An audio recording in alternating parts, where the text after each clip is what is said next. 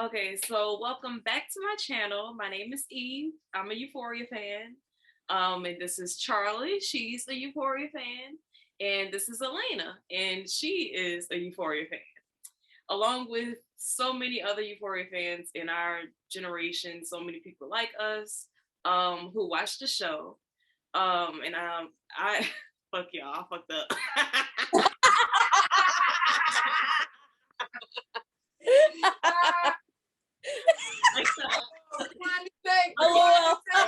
Okay, I can't see. Rewind the tape. We all watch the show like so many other people in our generation. So just for fun, every week I come together with some of my friends to discuss the latest episodes and critique some of the hottest Euphoria topics. So lately on my Twitter algorithm, the hottest topic has been which audience is Euphoria actually for? But to start off with, I want to kind of recap on the last episode, which is officially episode 3 or 4 now? Three. Episode 3. And I have it just kind of running in the background right now so I can just look at it as we go on. So let's just start off with Charlie. What do you think about the last episode? I feel like, and I was talking to you guys earlier about it, how it was like a filler episode. So I remember a lot of people were talking about how they wanted to hear Cal's backstory. I heard a lot of people, and based off of your last episode, they wanted to see a dark-skinned girl. So we got that in there, not as a main character, but it's obvious that they're listening to our requests and actually watching TikTok and stuff like that to see what an input we have into the show. So we saw that. You had a little bit of comedy in there. I kind of like the comedic relief. The scene with Zendaya and Ali, that was kind of big. I guess we wanted to see something more climactic than from those special episodes, and I think that kind of reached the plight. We got a little bit deeper into Zendaya and the way that she is using her addiction to kind of like manipulate people, and she's just delving deeper into that, and we're seeing another side with her with the business aspect along with that. So I feel like they've been listening to social media and then kind of just throwing everything together, basically. You think so? Somewhat. I mean, certain things that I know personally, we definitely talked about how Cal was like, people wanted to know that backstory and where that all started. Yeah. Me in particular, I've been on to see what's going on with Cal. I love him. I think he's such an interesting character, and I really wanted that backstory. And his backstory was sweet. Like, that's how I left, like, from watching his story. It was very sweet. Because every other character, we get to see, like, good parts and bad parts of. And him, since we hadn't seen his backstory yet, we really needed that. Because it was easy to just look at him as a bad guy, bad dad. I love that they did that. Yeah, same. That whole montage was so cute. I loved it.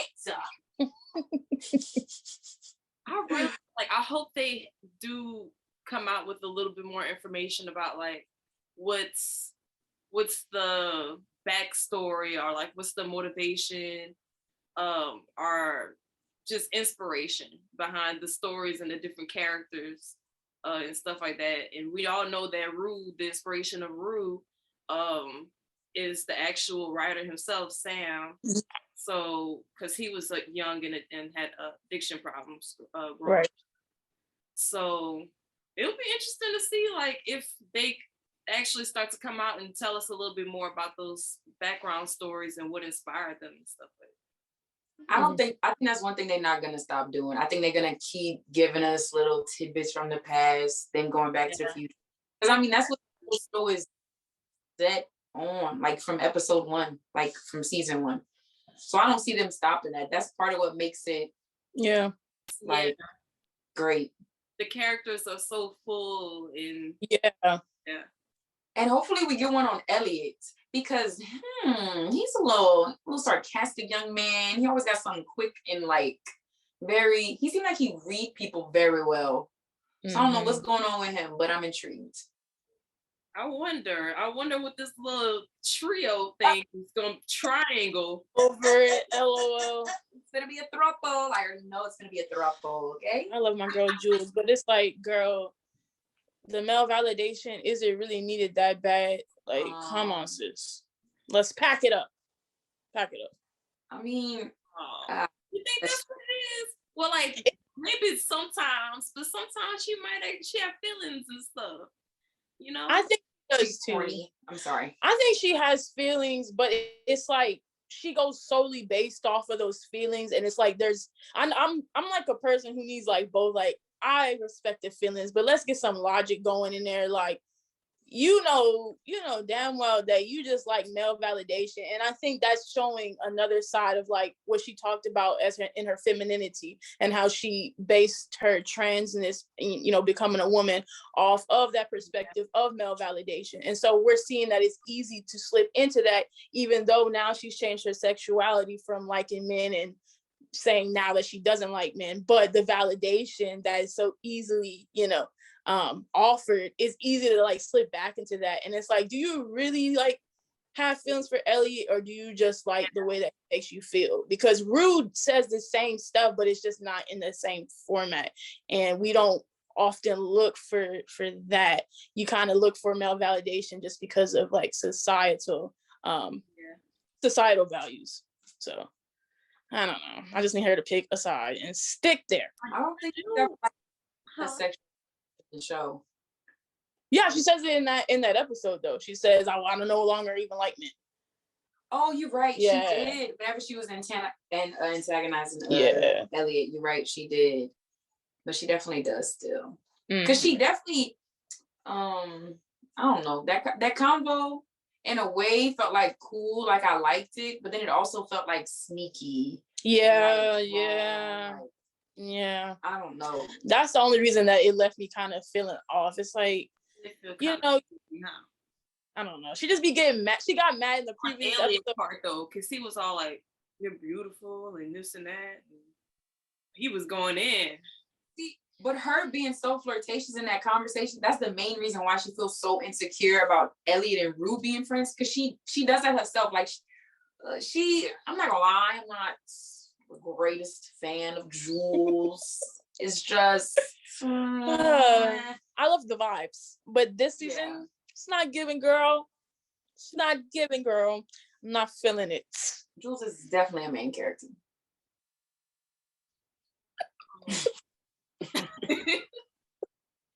Definitely a character. Like, she just always needs something going on. Like, I don't know. I don't like dislike her, but I do want to touch on this before we get off and go on into the main topic of today.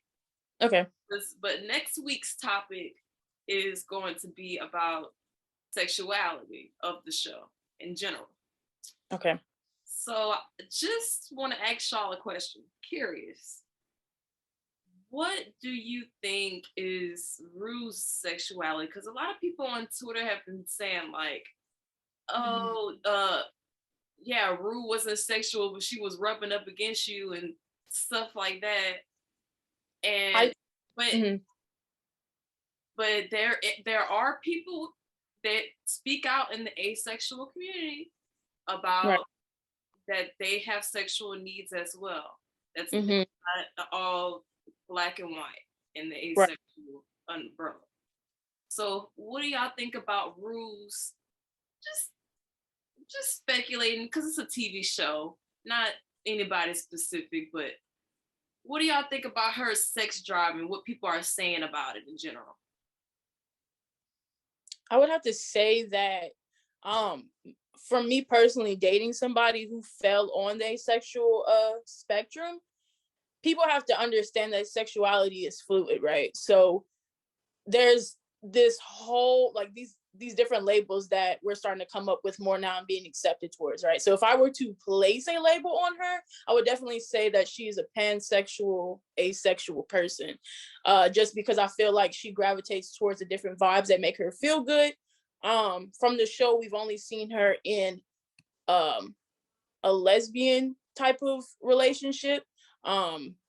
we don't really know like the brevity of how she feels about males, but what's been presented so far, it seems like she can hold platonic relationships with them, but as far as like romantically, we don't really see her invest in that. I think in the first season she talked about when she did have any sexual encounters with men, like they weren't like grandiose, like there wasn't anything that she kind of felt pulled towards. But we also didn't get a backstory about how she was with women. It's just she met Jules, fell in love with Jules, got obsessed, and then they had, you know, their sexual interaction.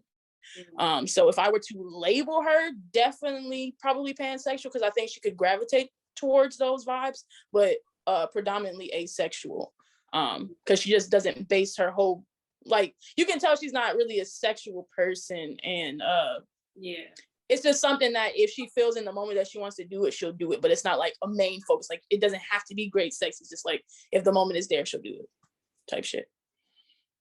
I completely. I really do. I'm not just saying that, but yeah, I think it's just person. I'm weighing towards pan too. But maybe they'll dive. I mean, they clearly plan on diving into it if they made it a whole topic of conversation. And now they showing her being more sexual with Jules, which I think like they didn't show that until Elliot brought that up, and I feel like he threw a jab at their relationship. And like I don't think he was trying to, but I think Jules took that as a jab of like, we don't have a very sexual relationship. What's going on there? And I think Rue made mental note of that too. And so, because before that, we didn't really like, we would see them like kiss and like have very sentimental moments, but we never saw them like being hot and heavy with each other. Well, she did go down on her one time, but it was kind of like touch and go, and it was like, oh, okay, so this is happening, and it was done. But I do, and it's just because I recently watched the whole season 1, but it was very brief. Like, she went down on her, and then it was like, that was it. And then they had a conversation in season 1 about how, like, why don't you ever like take the initiative? I think Jules was like, why don't you ever like try to kiss me? She's like, you want me to kiss you? Like, I don't know what you want to do. And she's like, well, I want you to want to kiss me. She's like, okay, I don't know. Like, I don't know what to do with this. So I don't know what to do. Right. So now in season 2, we're seeing her like, okay, so it's like she made a mental note, and then she's acting on it because, you know, she was doing a little down that. And I just laughed in. I said, oh. Okay. All right. So Charlie hit the nail on the head. So what we're going to get into now is the big hot topic of today, which is, who do y'all think Euphoria is for the most? Gen Z or Millennial?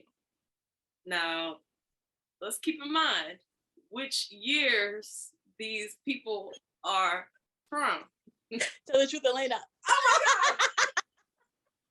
Millennials, okay, worldwide, in the United States, you know, we're always a little bit different, but I'm gonna go by the worldwide numbers. If you are born anywhere, if you're born at 1996, you are a Gen Z. Wow. I'm sorry. I'm sorry. You are born 1995. Technically, guys. Technically, but come on. Now, it's a little awkward, us 1996 babies. It is a little awkward because we're right there. In the United States, they consider us millennials. We're like the last year. But every other country in the world, Gen Z. So it's a real awkward space where we have to like navigate being a millennial and remembering, you know, like the same stuff y'all know. And then still like feeling like a Gen Z because we kind of understand like what they're going through, because it's been like a huge shift, you know, to me. So I'm really into these generational things. So I know that there are going to be some really younger Gen Zs, 12 years old, watching Euphoria. So what do y'all have to say? Okay. Okay, Zoom just gave me a gift and I don't know what it is. A gift. for the class. Making So wait, sure, are we still recording? Okay, yeah. So wait, do you consider yourself a millennial or Gen Z? Both y'all, really. Well, technically, if we're going by those years, I would be the very last year of the millennial. So I was born in 95. So technically I'm a millennial, but I'm the latter year. Okay. Yeah, it's still an awkward space in 95 because y'all like, Yeah. yeah. Yep. Anywhere 90s, 95 through 99, just awkward space. Like, I'm 97, so technically I'm Gen Z. Do I feel like I'm Gen Z? No, but that's another. Because you live in America. So Yeah, I mean, I get the years, but I feel like if you like 23, 24, I feel like you get it. You get it. yeah, But because you're older. So that's exactly. that's kind of why it's still an awkward space, because you have all these kids like kind of come up with their kids stuff. Because like to us, we're like millennials. We're like in our head, we're like, we're millennials. Our whole life, we're like, we're millennials. And then like here we come up with Gen Z and like all their shit is still so relatable. Yeah. When you look at Euphoria, Zendaya is 25. She's our age. Everybody in that show is our age. Yes. So it's really our show. It's our show. And you see, exactly, because it's for the millennials. Even though I'm not one, but I would say it's for like, you know, the awkward space millennials. What you mean? Like the 20s? The 99, the 95, like all the millennials I feel like are watching the show regardless, because everybody loved Degrassi. And I feel like it's kind of like an extension of that whole Degrassi vibe and the fashion. Like everybody's going to be watching the show regardless. It's literally just like it's for millennials, but it looks like it's for Gen Z. Yeah. It's just more beautiful, like on point Degrassi. And I don't even think Gen Z can't even like the Gen Z people that I've talked to about the show, they don't really like fully get the concepts. Like, I don't know if y'all talk to people that's like 18, 17 about the show. They don't really like get it. They just watching it because like it's the show of the moment. The people that like love the show, relate to the show, get the concepts are all millennials. Because like you connect to things you can look back at. Like so we reflect on like, oh, we felt those intense emotions, like we've been through this. Them, they just like, I don't know, I guess romanticizing their future, like all this crazy stuff that's gonna happen. But so they can't. Why do you think they would do that? Huh? Why do you think they would do that? Like tailor it in the Gen Z way, you know? But especially being that Sam is a millennial, the writer of the show. So a lot of people, you know, were saying, oh, it would be better if it was in college, if they were college students. But would it be the same? Like, why would they make it Gen Z high schoolers? I think most of your pivotal moments, though, with that happen in high school. It's like, you know, high school is meant to be like this transformative time for you where you have to experience all of these like strong emotions. And like for a lot of people, I know a lot of people were saying that even the drugs were unrealistic, but I know when I've been, you know, looking at TikTok and stuff like that, and people that have lived in like California and stuff, they've talked about how, yeah, in the public schools, there was a Xanax outbreak and kids just fall on the floor and shit, you know what I'm saying? So as far as the drugs and things like that, that's something that's also very super relatable during that time. So honestly, this is a transformative time, like I said. So we're looking back and like, oh yeah, I can remember like feeling these feelings, you know, when I was like 17. Whereas if you're in the moment, you're not gonna recognize it as something being that pivotal because you're still trying to like go through those moments. Exactly. You don't understand the present. You understand the past stuff you lived through. Like on it. Yeah. That's what, like a show that's for Gen Z. Not really off topic. Oh, excuse that. Big Mouth would be a show for Gen Z because that's about like when you're like 12 going through puberty. They love that show because that's all the weird stuff they was going through. They didn't know what to do with their bodies and all this stuff. But Euphoria, that's something I will say it'll make it easier for Gen Z because I feel like Euphoria and like a lot of shows coming coming out right now are just like making everything seem like, I think everybody's realizing they're not that special. And that sounds bad, but like our experiences aren't that different from one another. Like it feels like that because maybe in your friend group, just like in your you're all going through different stuff, but we're all going but through it's a good feeling. Like it's a good feeling that comes with that. Well, like yeah, knowing that you're not alone. and while we had to like search for reasons to feel normal, they're not gonna have to do that. Like everything is being even as common anymore. Whereas like when we were growing up, everything happened on that show. Weird, shady, sneaky, be quiet. They grown up in a time where like everything's just a little bit more relaxed. They don't have to like search to feel like, you know, they don't have to do all that searching that I think we had to do. And I also think when it's set in Gen Z, like in high school, I think it's important because the discussions that they do have are a lot more prevalent during Gen Z time, like sexuality and stuff, and them to be as open as they are. Whereas in 2013 and stuff like that, when I graduated, you better not talk about being gay. Like, what are you talking about? Like, you can't openly just be gay like that.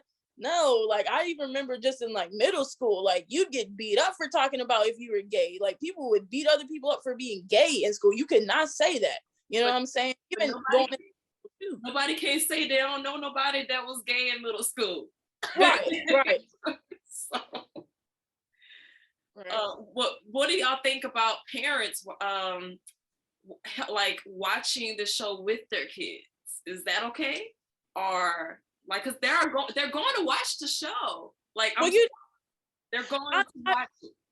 The thing with that though is like, if we even talk about our own parents and stuff like that, like the experiences that we had, if we were to like tell our parents like all the experience that we had, it would make them very uncomfortable. They would rather live in just a space of like, sometimes you should choose delusions. Yeah. You really should.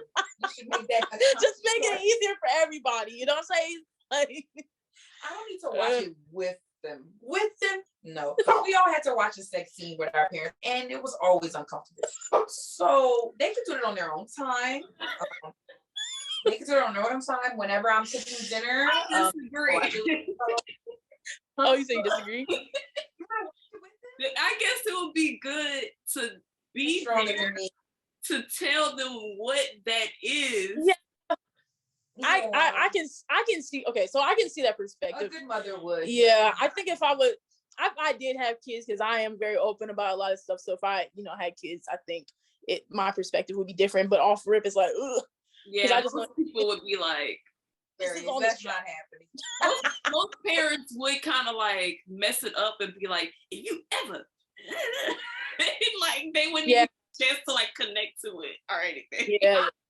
I'd let them watch it. Like I'm actually perfectly fine with them watching it because they're gonna see whatever they're gonna see. I'm really not that pressed about a show, but I don't think I need to watch it with them. Like and I feel like they'll understand it more, or like I don't know, if they're watching it with me, it might even change their whole experience, like watching. Yeah. Like they don't think it's a bad thing, like. Like, I'm doing something wrong. If I'm there, the whole point is to not feel uncomfortable and realize this is normal. Like everybody feels like this. Everybody goes through this. It's okay. They can just go watch it with your little friends. I think having a debriefing moment is cool though. I don't think I need to be in the same room with them. Because of course, if they are, 16, 17 watching this, and certain aspects of this could be like, I don't understand what that means. I still will be willing to like talk to them, but yeah, such and such happens and it's okay. I think it's good for a briefing moment to be in the same room with them. I already know like how I would be. I would be like I would just let her watch the episode, then go in there and be like, what you thought? Like if it's like 17, 16, 17, under that, I personally can't. Depends on what type of relationship you have with your kid.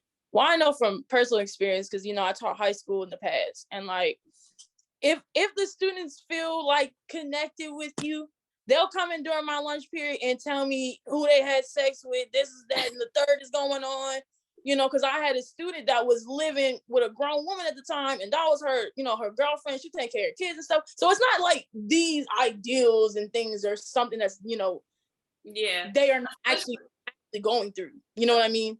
Especially just like in different cities, and I think people in different areas do have different experiences. So some people that hasn't experienced those things would be like, oh, that's so over. It would never happen.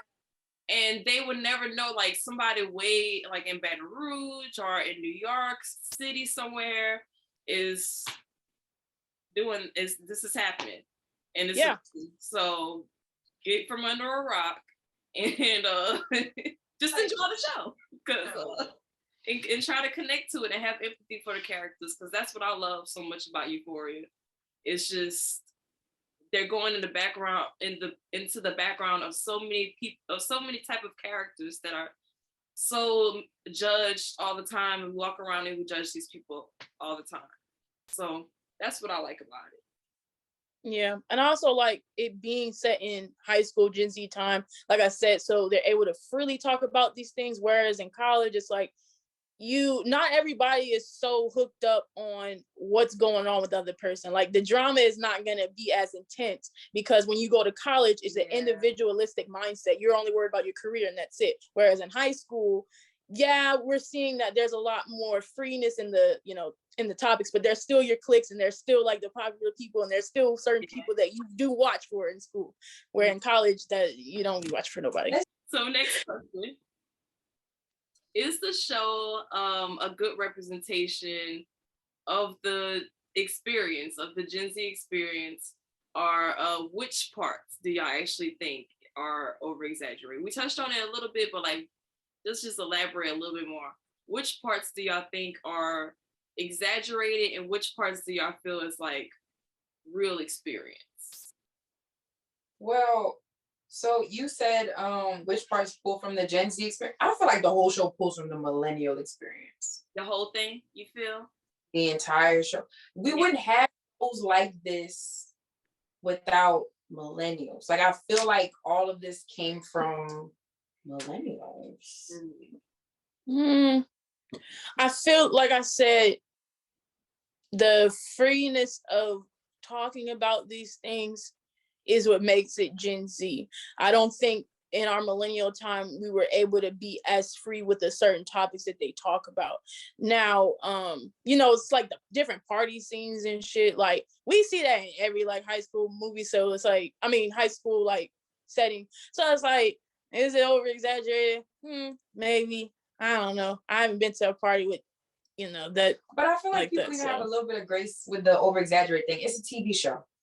We know a certain level of it is going to be exaggerated. You don't want to see a real, well, maybe you do. Okay, so Charlie did mention the glamorization of it, though. Is it too glamorized for Gen Z? I think so. Now, I will say that as far as the drugs, when Ruth says, I really enjoy taking drugs, it's like, dang, okay. And I remember some people were sitting there talking about like, this take me back to when I did drugs and she made me want to take drugs again. I'm like, God damn. And I feel like kids are going to see that in the way that it's, because they don't understand that this is like a reflective moment that the writer is having, and how they felt during that time, the euphoric of the drugs, whatever.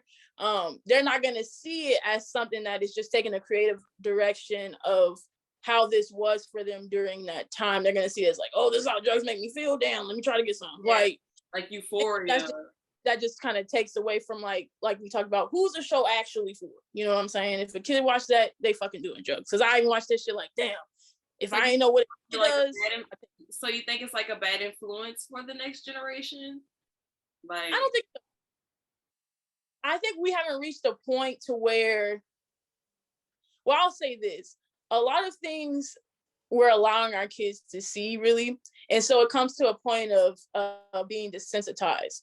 So it's like, we're seeing the drugs. Are drugs really that bad? Yes, we saw Rue OD, but she came back to life.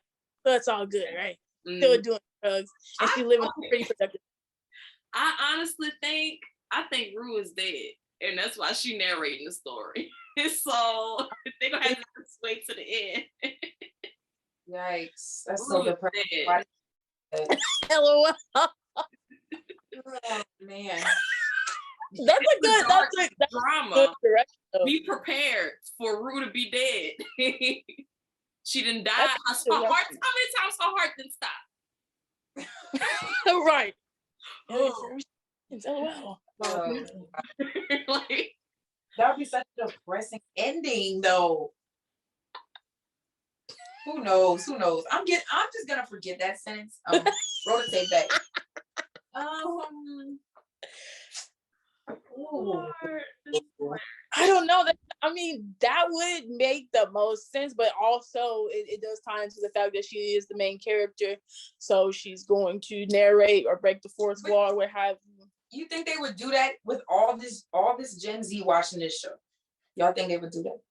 What, have her cute? Like, yes, have her just be dead. That's such a sad, like, that's not. I mean, this is not uncommon for them. That's what I'm saying. Like, we have so much things for all this media and these different, outlets and these different twists and turns and shit, I think the only reason why they is worried about it is because Zendaya is the main character. And do y'all think that was a mistake?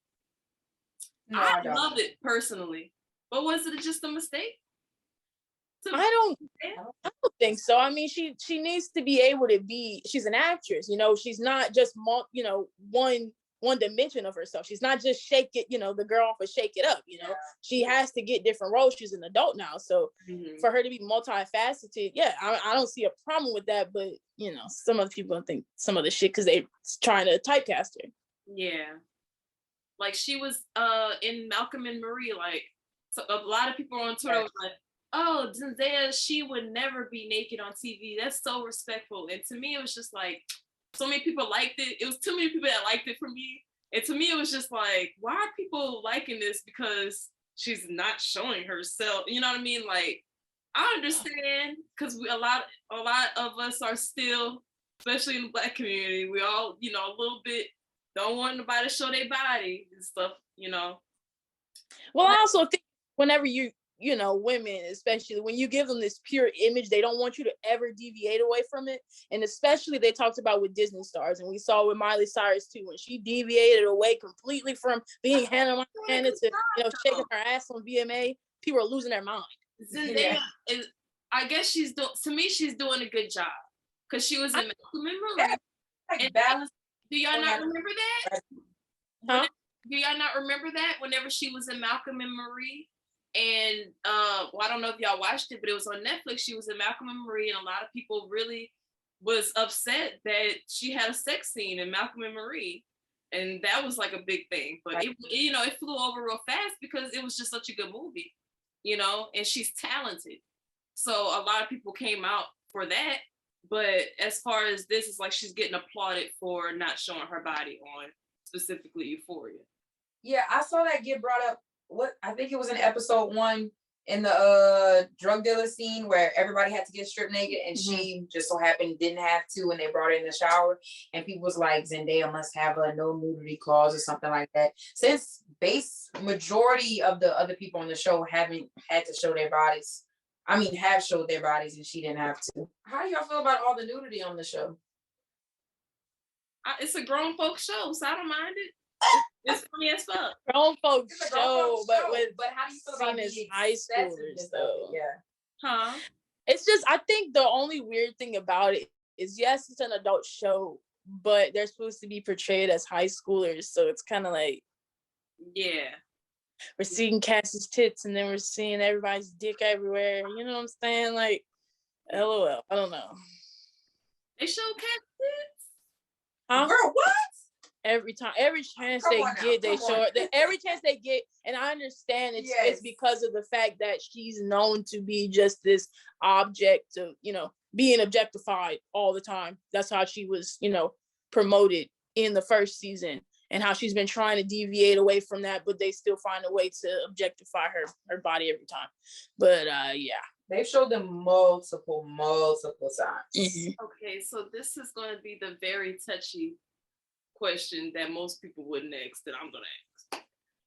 So there's this very fine line between it looking like porn or it actually being like a TV show.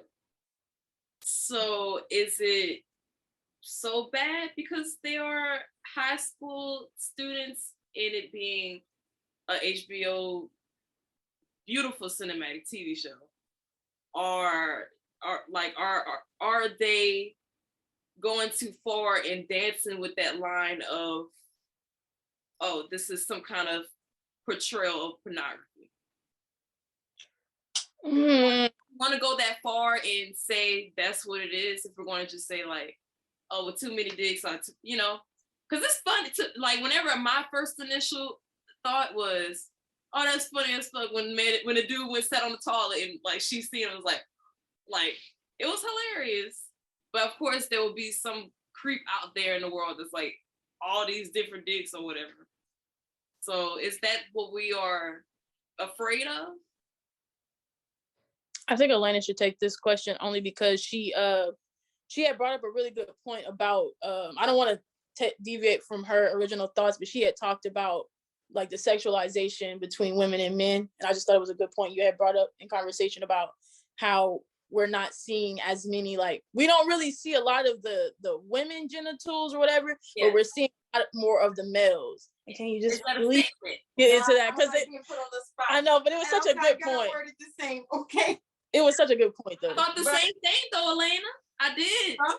I said I thought the same thing, though. Elena. Yeah. Because the whole first season, I actually didn't. It never crossed my mind that the amount of nudity in the show was excessive until I got into the second season. The first season, I loved it because for years, all we've been seeing on screen is tits. Mm-hmm. All y'all seen on screen is tits and nipples. They never show any part of a man's body. So I like the fact that they. Like, yeah, they show Cassie tits, but for the most part, they mainly just show a bunch of penises on the show. And I was like, yes, objectify them. Do whatever you need to do to them. Because because why not? Why haven't we seen that? We've seen everything else. Mm-hmm. But the whole first season, I never thought it was excessive. The second season, I think the only reason, in a way, I don't think there can be too much nudity to where, like, it's teetering on porn.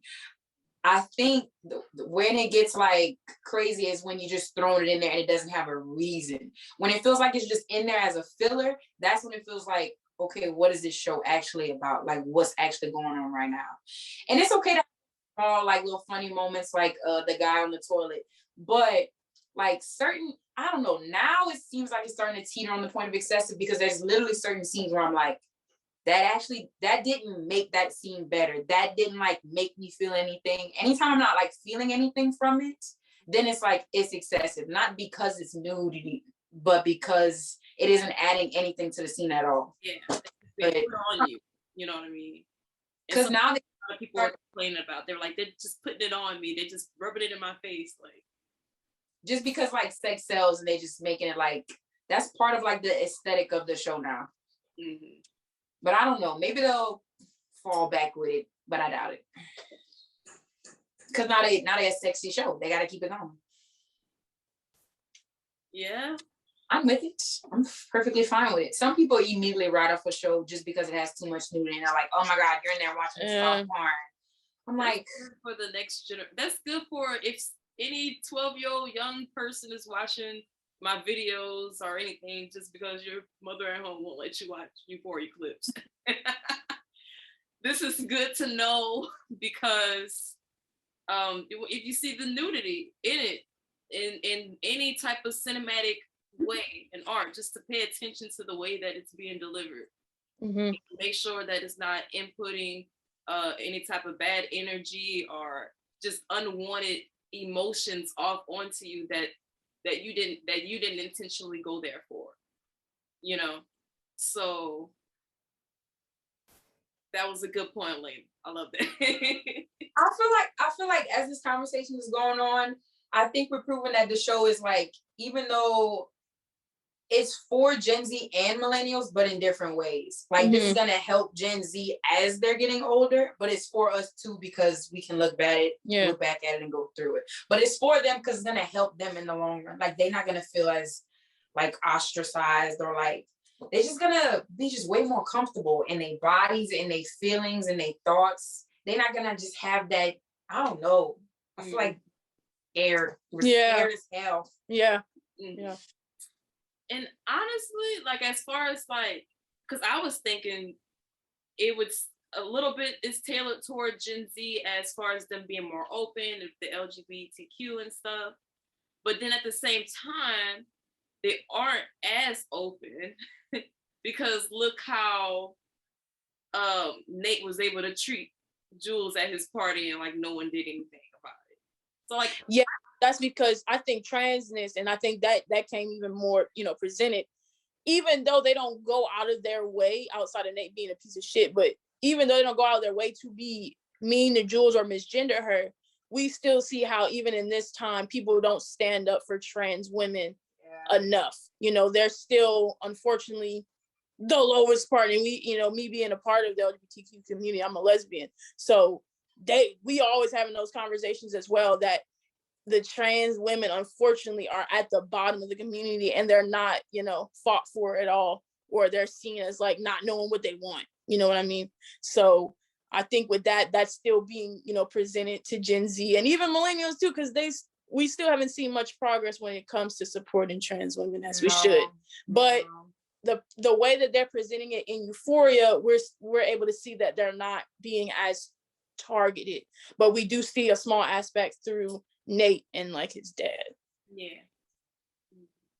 But we get to see less of even though she has probably, her backstory probably has so much violence in it, but we're seeing her reality and her emotion and her just being this beautiful. Yeah. And that's what's good about it. I think what made it kind of funny though in a Gen Z way is like when she starts talking about the different labels, and Elliot said, "I don't understand. No, you sound like a Twitter thread." I said, "That's kind of accurate." I said, that's pretty accurate. I was like, "That's pretty Gen Z." That was the best way to describe it. She was naming a lot of labels, and I only know because I'm a part of the community. But anybody else is like, what are you talking about? It's a Twitter thread.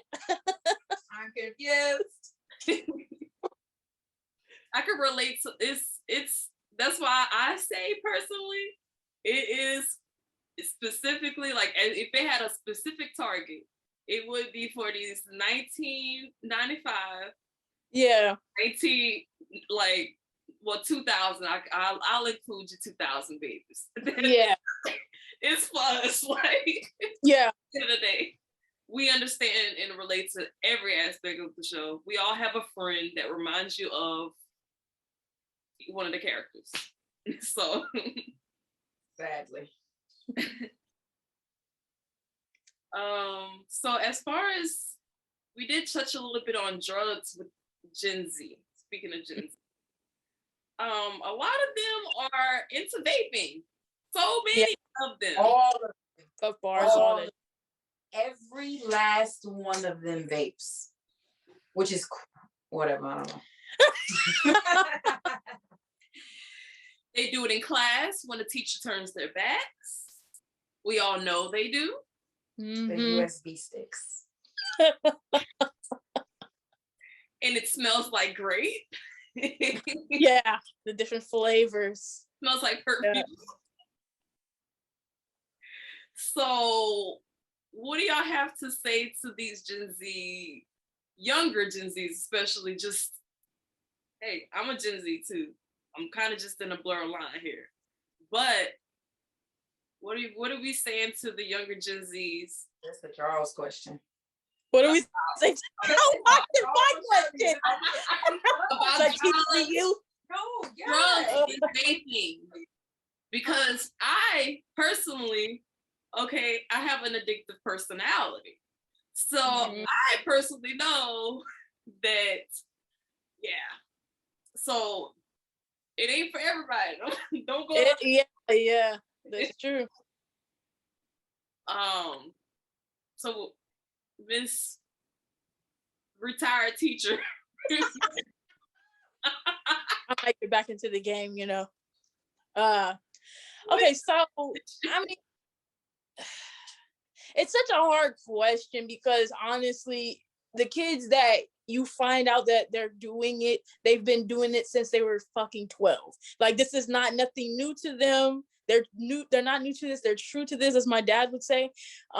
They've been doing it. You know, some of them, like I said, when I was a high school teacher, they were living, you know, more rugged lives than me. They had their own apartment. They were not even at their parents' house. They were working 2 jobs, more than I was, you know what I'm saying, and making ends meet. And so if they're doing that type of stuff, yeah, I'm going to smoke a little on the side. I'm going to do a little vape. I'm gonna drink a little, you know. And sometimes they tell me about it, and I said, please don't let me know about your extracurricular activities. You know, some of them would come up to my class high. You know what I'm saying? So it's like they're gonna dabble into it. Why did you never have the question? Wait, what's that? Oh wait, scratch that. Oh, she ignored it. She just threw it on me. Yeah, I know. No, I didn't ignore the question. I just knew you have the best answer. I do not understand the children. I don't. I told you, I know I'm Gen Z, but I'm not. Okay. Like, you just see them in a different. It's different when you're there. Yeah. With them. Like, it's just very different. You have a different understanding of them. But don't do drugs. Huh? Don't vape. Don't do drugs. And we had a DARE program, and most of the people during our time are doing hard drugs. So I mean, it you know, you can say don't do drugs if you give them a more realistic thing. And I'll never forget. I was in middle school, and we had a sub, and she literally told us, and the fact that I still remember is the fact that it made sense to me. She said, "Listen, guys, I know you got some people doing, you know, probably smoking whatever or drinking. Just wait till you get, you know, to that actual legal age to do that." And it's the fact that I was 13 and she said that, and that really still stuck with me. Because it's like, if you're real with kids, if you're honest, they're more likely to like adhere to that advice. You know, when they say like, don't have sex, it's like, now the kids are like, well, what's happening if I have sex? You know what I'm saying? So trying to restrict it completely, it's not gonna really do anything. Yeah, because it's like a resistance. Like, yeah, especially if you're, you know, just making them feel like, why, you know, and it's just like a fight. And, yeah, you know. It doesn't really need to be. If you're honest with, you know, like, okay, so if you're doing this, like, honestly, I'm gonna tell you, it's not good because it does such and such. It, you know, ages your brain development. If you actually wait to at least an age where you're able to consume it and, you know, actually be functional, you'll be good. Like, you know, because I even had those conversations in college, and, you know, I came from a different background of like being with parents that were really strict, so they restricted everything. And so I'm getting into college and they're talking about drugs on a philosophical level. I'm like, no, we can't do drugs. And then I get into the real world. I'm like, this ain't it. You know, you just tell somebody do shit in moderation, you'll probably be good. And I think that's kind of unfortunately how you have to tell it to the kids. Even if you really want to say you really shouldn't do it at all, it's like, honestly, why don't you wait till this age? It'll be a hell of a lot better for you. And they'll take that advice. They'll be like, okay, so they're clearly looking out for me. They're not just trying to be an adult. They're actually looking at my well-being. I actually seen like a forum. It was like an 8-year-old, because I Googled who's the youngest person that watches Euphoria, youngest age that watches Euphoria.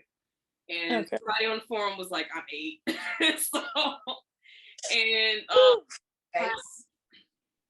they're gonna be as strict. I also have they're gonna be as strict. I also have a friend whose daughter is 12 years old, and she goes to school, and her friends watch Euphoria. So she comes home and she tells her mother that she wants to watch Euphoria. And of course, mother says, hell no. So there are going to be kids watching Euphoria, and if they're blocked on all kind of stuff, no matter what, they're going to find some way online. Yeah.